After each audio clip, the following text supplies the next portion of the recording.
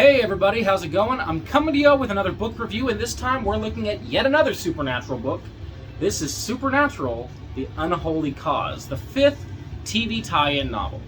Now, I'm currently having a great time going through and reading these books, and mostly because I'm a huge Supernatural fanboy. I mean, I've seen all 15 seasons of the show multiple times. I'm currently on my 3rd rewatch of the anime. I've watched the Winchester spinoff, I think 4 or 5 times now, something like that. I don't remember the exact count. And I'm also trying to read not only all of the tie-in novels, but all the supplemental guides and source books. Basically, if there is content for this series, I want to consume it because, well, the show is over and it makes me sad. But these books kind of let me experience new episodes, so to speak, that fill that void. Sorry, needed a drink. And yeah, The Unholy Cause is the 5th of the TV tie-in books. And honestly, so far, I'm going to say this is the best one so far. Previously, the first one, Nevermore, held the title for the best tie-in novel. But I actually think that this one goes a bit above and beyond by comparison. So this book was written by a man named Schreiber? I might be mispronouncing that last name. Joe Schreiber. And it really felt like Joe truly understood the characters of this book. Okay? The only real criticism that I'm going to lay against this book is that it broke with tradition of some of the other books had done up to this point, which was at the very beginning of the book tell you what episodes it takes place in between. Every book before this, I believe, mentioned specifically when and where it took place.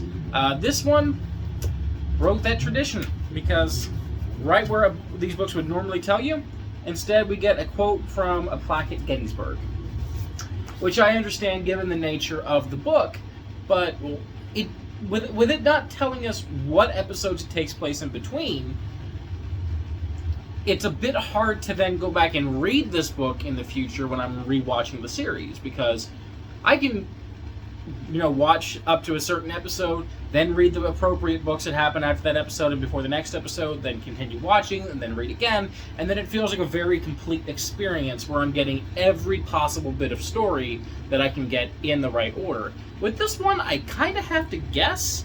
I mean, it's obviously taking place during Season 5 because we're at the height of all the apocalypse stuff. Lucifer's free and demons are going crazy. So we are quite literally at the height of what many people consider the best era of Supernatural. And honestly, I understand that mindset. And the book was great. It felt so in line with all of that. I just really wish that I knew what episodes it happens between. It's a small nitpick. Other than that, this book succeeds in pretty much every way possible. Sam and Dean's writing felt very much like Sam and Dean. It felt like I was reading, subtitles from a TV show episode. It was so perfectly in line with who they are. Keep in mind, this is when Dean is still kind of mistrusting of Sam and still pissed off at Sam for a lot of things. Fraying the devil, trusting Ruby over him. So he's got all of these kind of petty grudges with Sam, which is a thing in the show, and they come through in this book. So reading it took me back to that part of the show, which was really, really cool. I enjoyed that. Castiel makes appearances in this book, and it's during his little hunt for God, which again helps me narrow down what part of Season 5 this is all taking place during. At least to some degree. It gives me a general episode range. And Castiel's character felt very much in line. An example of this would be, there's a lot of Civil War reenactors in this book. And Castiel comes across this Civil War, reenactment battlefield, and is in the medical tent, acting as a medic, healing the injured, not realizing they weren't actually injured. And he does this because he walked the earth during the Civil War and actually did heal the humans who were injured on presumably both sides of that war. And so, he saw this, from his perspective, the same things happening again, not really familiar with all the human idiosyncrasies yet, and thought that these people needed healing. And so that is the most Castiel thing ever at this point in the series. It really felt like Joe knew the characters he was writing inside and out, and I loved loved experiencing that. The plot is cool. Definitely one of those things that the show would not have been able to do because they don't have the budget for it. So we're talking full-scale demon war. Hundreds of demons turning replica muskets and mortars into actual weapons, firing hellfire, which is insane. We're talking police, FBI, and military getting involved, trying to stop these guys and getting steamrolled. A severed head caught on hellfire and lobbed through a helicopter.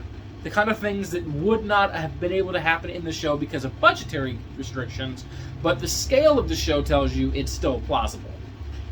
So I really enjoyed that, and it really fit in with this whole the end of the world is coming motif. And then the villains, I don't want to get too far into it, but let's just say that we meet not one but two new kinds of demonic beings in this. The Collectors and the Moa, M-O-A''. And they're very unique. One's a true kind of demon, but a very unique true kind of demon. The other is a kind of demonic creature, but not really a demon. And so they added to the mythology of the show in a way that I really enjoyed. And also, they were freaking demons. They weren't ghosts. We finally weren't dealing with a ghost story in these supernatural tie-in novels. I know that The Heart of the Dragon dealt with Doragon Kokoro, who is a soul, but a demon, but he's not really a full demon. He's a demon-afflicted soul, whatever. It's basically just halfway between a ghost and a demon. This time we're dealing with actual demons, as well as new species of demons and demonic creatures. So it built upon the established lore and expanded upon it, which is what I want out of these books at the end of the day. It's what I really hope to see moving forward with more of them. And so I loved seeing that. Beyond that, we got characters like Judas Iscariot, who are actually a part of this story. The 30 silver shekels are a plot point in this story. So we're tying things in to an era that a lot of supernatural fans have questions about, which is the era of Jesus Christ. And because Jesus is mentioned in the Supernatural series, but doesn't directly appear, and that could, obviously it's a series that had God as a. If you're watching this, I'm assuming you've already seen the entire TV series. If you haven't, stop watching now, because this will be a TV show spoiler. Okay, a series that had God as the final antagonist of the entire series was already treading on pretty thin ice for a lot of fans who happen to belong to either Judaism, Christianity, or Islam. But then to actually have Jesus directly making appearances would have been a step too far for most Christians. So Jesus actually is mentioned in this book and confirmed to be the Son of God in the supernatural universe. So cool stuff. Answers a question a lot of supernatural fans had. What is Jesus in the supernatural world? He was a human, but he was a son of God as well. So there's your answer. Cool to finally see that answer, because fans on so many different sites and forums and Reddit would always bicker and debate about it. And yes, I'm aware that the books are not strictly canon. The way that I tend to view them, and the way I would encourage you to view them, is that the supernatural novels happen in an alternate universe within Supernatural, because we know those exist, unless they do not conflict with the lore given directly in the TV show. That is how I recommend reading all of that, because sometimes I know the novels conflict directly with the canon, either having characters of the same name that would later appear in the series, or giving information that is directly contradicted by the TV show, either by statements or by actions. And when I see those contradictions, that's when I say, okay, those books are happening in an alternate supernatural universe. When they're not contradicting, I just say they're set in the same universe, because there's nothing to say that they couldn't be, shouldn't be, or wouldn't be. That's the way I personally read them, and that's the way I would recommend you read them, because that's how you get the most out of it. And luckily, having those alternate universes gives us a way to explain away issues that would otherwise come off as retcons. So yeah, overall though, it's just such a fun time. I was glued to the pages. I was having a blast with it, and I've already got the next supernatural novel sitting at my computer desk, just begging for me to crack into it. So I'm gonna get on that at some point in the near future. Honestly, it's just such a fun time.